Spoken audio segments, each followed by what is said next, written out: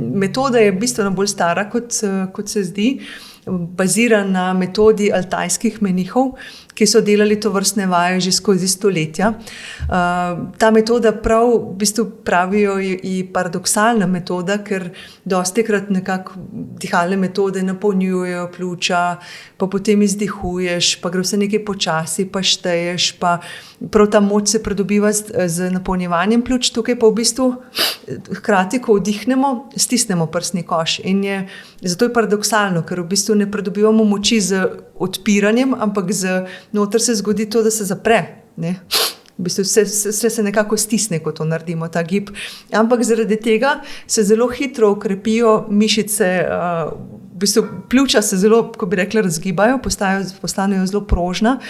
Prsni koš postane prožen, vse mišice v prsnem košu postanejo prožne, vse se odkrči in s časoma sem dobila to vzdržljivost, da sem lahko dolgo delala.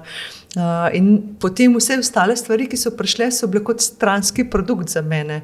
To, da sem začela boljše spati, da sem nekako dobila več energije, da sem ugotovila, da kar naenkrat ni več teh težav z dihanjem, da s časom ugotovila, da je moj imunski sistem veliko močnejši, da nimam alergij nobenih.